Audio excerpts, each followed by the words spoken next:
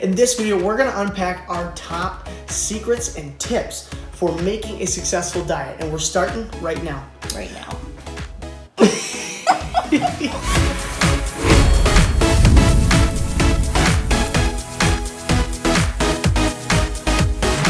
When? Right now. Welcome to Dad Bod Fitness. Welcome to Dad Bod Fitness. If we are just meeting, my name is David. I'm Krysta. And I help crazy busy dads and moms to build a physique. And if you want to maximize muscle growth, strip the body fat, and most importantly, transform your life while leading your family, consider subscribing. So we're going to jump right into this video, and we're going to do this interview style because my sweet wife is currently on a diet and has been now for 18 weeks. A long time. It's been a while. It's a pretty long diet. And tell them the success that you've had. In 18 weeks, you've lost how many pounds? 15? 15 pounds, yeah. So the typical goal is to go about 1 pound per week. We took a different approach with her, and although it's been slightly under that, it's been really successful, and she's not had to drop calories for 18 weeks. So first, I have 3 kids. We have 3 kids. So the first 2, I could pretty much eat just when I was hungry and not whatever I wanted. I kind of watched what I ate, but the weight came off a lot easier with those 2. This time I was eating, when I was hungry, kind of listening to my body, and I thought I was eating, pretty good, and the weight was not coming off. So I'm like, all right, we got to do something different this time.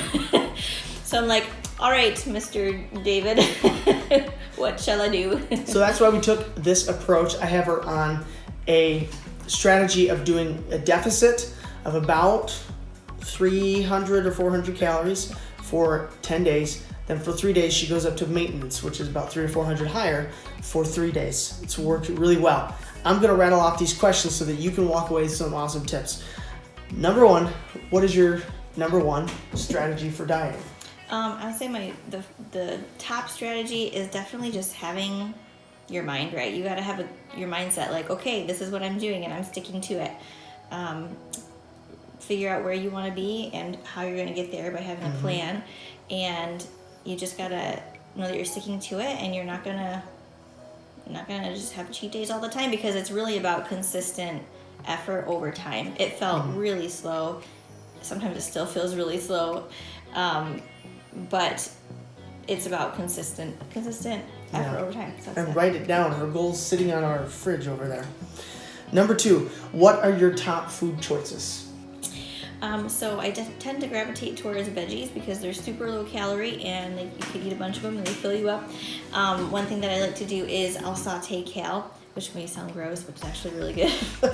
And I'll do just seasonings on it to make it taste really good. I do egg whites because you can have a lot of those and they're really low calorie. I do giant salads because also they're really filling and low calorie. I'll put chicken on it because chicken's a really low calorie meat. I also do zucchini and cauliflower rice instead of regular rice, because you can have like a cup and a half of that and it's like 50 calories, which is amazing. And I also do oatmeal sometimes because that's very filling, and I'll put fruit in it. And then the last thing I do is I make a bomb protein shake. I'll do a scoop of Arvon protein and then like a half a scoop of a bone broth protein. And what it does is it kind of like makes it frothy and like airy and really voluminous. So you can get like 2 protein shakes out of that, and it like fills you up, and it's like 130 calories. One night she came in with literally a giant bowl, and it was 130 calories. I was like, yes. Enormous. It was like dessert. So good. So that's what I do. All right, so number 3 is how to make everything taste good. Well, I've learned just from eating clean, and I've just learned that seasonings are really, really helpful. So garlic powder, I'll do a lot of garlic powder, onion powder, salt. Italian seasonings are really good, smoked paprika, things like that. So I do lots of different seasonings. Number 4 is how do you handle social gatherings and eating out? Okay, so for social gatherings, one thing that's really helpful is just making something to bring that you can eat that is within your calories, like a yummy, fun fruit dessert or something like that. And that way you can still join in the fun and have something yummy, but it's not like super calorie dense like ice cream or cake or things like that. And just knowing that even like, because there's cake there, like you don't have to eat it. You can say no thank you. I know it takes self-control, but just going in with, like I said, a good, like your mind right, like I'm going to go there and I'm not going to have cake or ice cream this time, and it's okay. It is okay. One of the really awesome tips that we've learned is actually from the book Whole30. Now it's about a diet that I don't specifically follow, but it still has a lot of great tips in it. One of the things they talk about is at different places. Like I used to work in an office. There'd be donuts there. You don't have to eat the donut just because it's free, because it's there. Because guess what? You're a grown-up. You can go out and buy a darn donut anytime you want. It's true. And it was like just a simple thing to think about, like, oh, yeah, it's a good point. I don't have to just take that donut. Yep, that's a good one too. And eating out, you can see most places' menus online before you go, so you can kind of see what you can get and what would be within your calories, and just plan out your food for the rest of your meals so that it's, within your range. And also, you can go out to eat on a refeed day, like we talked about. Yes. On one of my refeed days. That's when we did like a Red Robin run. So that was fun. Also, another pro tip: have the waiter put half of your meal in a box before they bring it out, so that you're not eating more than you should. Super helpful. Yeah. All right, number 5 is we're on how do you handle training, and do you do loads of cardio? That's a good question. I know a lot of people think, oh, I'm going to lose weight, I have to pound cardio or like just run every day. Nope.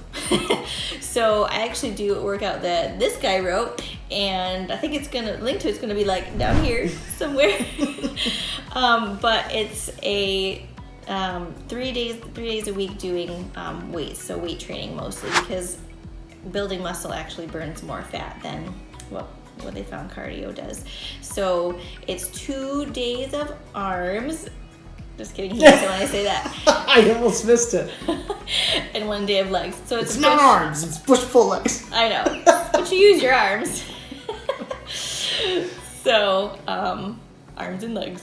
And then 2 days I will do cardio because I just enjoy it and I want to keep my heart healthy. Yeah. And then I'll do like a light day of, I'll do yoga or just something light, walking, something like that.